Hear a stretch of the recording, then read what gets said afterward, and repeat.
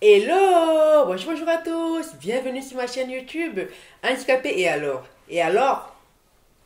Moi c'est Françoise Ngo. Sur cette chaîne YouTube, nous aborderons la question du handicap.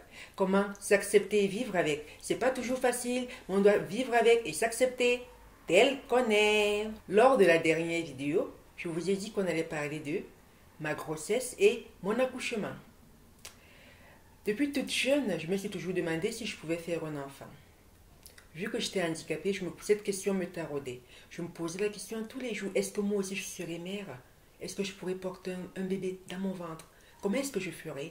Quand je me suis courbée, j'ai commencé à marcher en tenant mon genou. Cette question m'a encore plus dérangée. Je me demandais, est-ce que je pourrais avoir un enfant? Je rêvais de faire un bébé, mais je me demandais, est-ce que je pourrais? Entre vouloir et pouvoir, est-ce que moi, je pourrais porter un bébé dans mon ventre, 9 mois? Entre-temps, ma soeur a eu un bébé. Oh, ma joie! Déjà, ma soeur a eu un bébé très jeune, et donc elle et moi, on a caché la grossesse. C'était notre secret, c'était notre bébé. On partageait tout ensemble, on ne disait rien à personne. Donc, on a gardé ce secret. Et quand elle a accouché, j'ai dit à mes parents, oh, ma soeur a fait notre bébé à toutes les deux. C'est notre bébé. Mon père a souri, m'a dit, reste là, n'accouche pas. Tu te dis que l'enfant de ta soeur est ton enfant. Le jour où ta soeur partira en mariage, elle ira avec son enfant et toi, tu vas te retrouver toute seule. Et il me l'a dit, dans ma tête, je me demandais, il me dit fais un enfant, il me dit que l'enfant de ma soeur n'est pas mon enfant. Mais est-ce qu'il est sûr que moi je pourrais tenir 9 mois avec une grossesse? C'est pas sûr que je puisse tenir. Mais tous les jours, je réfléchissais, je me demandais, est-ce que je pourrais avoir un bébé un jour? Et j'ai rencontré le père de mon fils. Ça s'est super bien passé et je suis tombée enceinte. J'ai rien compris. Je suis tombée enceinte et 1 mois, 2 mois, je n'ai pas vu mes règles. Je lui ai dit, je crois que je suis enceinte. Il me dit, tu es enceinte? Ah oui, on va garder ce bébé. Tu vas accoucher? Je lui dis, oui, je veux bien. Et la grossesse se passait bien. On est allé à l'hôpital. Ils nous ont dit, c'est une grossesse à très haut risque. On ne sait pas comment vous allez accoucher. Et au quartier, tout le monde me disait, vous allez accoucher par césarienne. Je leur disais, mais laissez-moi tranquille. Qu'est-ce qui prouve que je vais accoucher par césarienne? Mais oui, toutes les personnes handicapées accouchent toujours par césarienne. Les personnes handicapées n'ont jamais accouché par voie normale. Donc tu vas accoucher par césarienne. Et je n'aimais pas entendre cette phrase.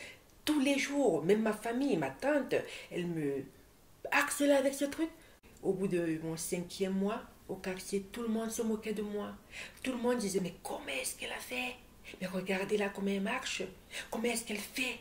Mais les hommes sont méchants. J'entendais de ces phrases, j'entendais de ces mots. J'ai tout entendu pendant cette grossesse. Tout!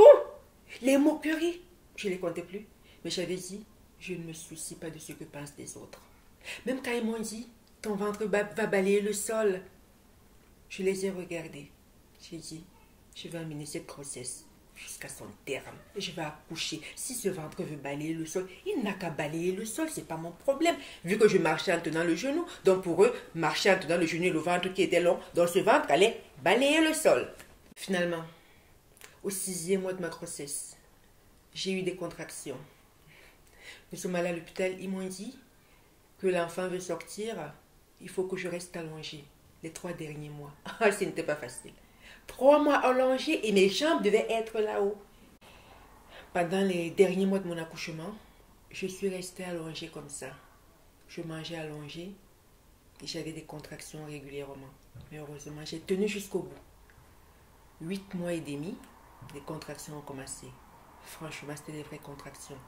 Et j'entendais souvent les gens dire, et entre-temps, tout le monde me disait, tu vas accoucher par césarienne. À l'hôpital, ils ont juste dit, c'est une grossesse à haut risque. Donc, sur le carnet, ils ont juste mis grossesse à très haut risque, mais ils n'ont rien dit d'autre. Ils ne savaient pas eux-mêmes comment j'allais accoucher. Au quartier, tout le monde me demandait, comment est-ce que tu vas accoucher? Ma famille, ma tante me disait, tu vas accoucher par césarienne. Des personnes comme toi, cette phrase, même pas handicapée, me disait, des personnes comme toi. Moi, je suis quel genre de personne? Mais les personnes comme toi n'accouchent que par césarienne. Je dis, moi, les personnes comme moi, là, moi, je vais accoucher normal. Mais elle me dit, non, prépare-toi à accoucher par césarienne. Donc, jusqu'à la dernière minute, même les médecins ne savaient pas comment j'allais accoucher. Le 8e mois et demi, les contractions commencent. J'ai attendu la dernière minute pour me rendre à l'hôpital. Et mon père était assis là, il priait, il me voyait souffrir. Il me dit, mais va à l'hôpital. Je dis, non, j'attends. Il regardait, il pleurait, je le voyais pleurer. Je dis, mais pourquoi il pleure? Moi, j'ai mal et lui, il pleure, mais il se demandait, est-ce que ma fille handicapée pourra accoucher cet enfant?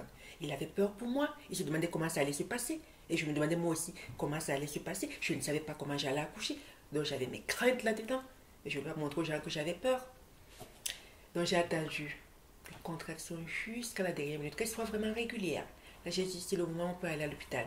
Et quand nous sommes arrivés, j'ai attendu 3 heures parce que il y a des gens qui passent une journée à l'hôpital. Moi c'était, elle a mis le doigt, elle me dit vous allez accoucher bientôt.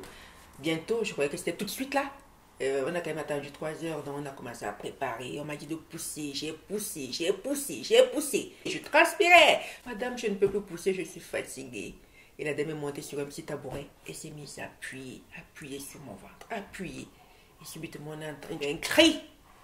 C'était un garçon, c'est un garçon. Il était né. Donc, c'est comme ça que mon fils est venu au monde.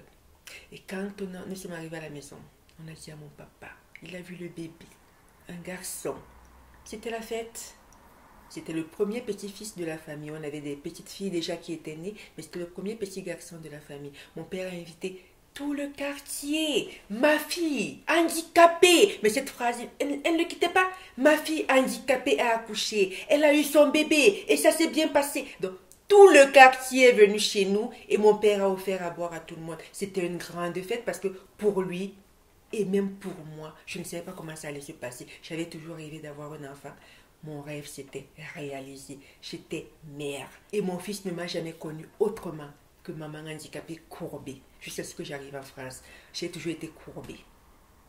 Donc, ça s'est super bien passé.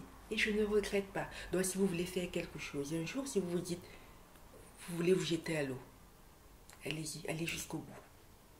Ne vous arrêtez pas en chemin. C'est pas facile, c'est dur, il y a plein d'obstacles, mais allez jusqu'au bout de ce que vous voulez entreprendre. Ne laissez personne, ni le regard des gens, vous bloquer. Je vais le faire, faites-le. Les gens parleront toujours.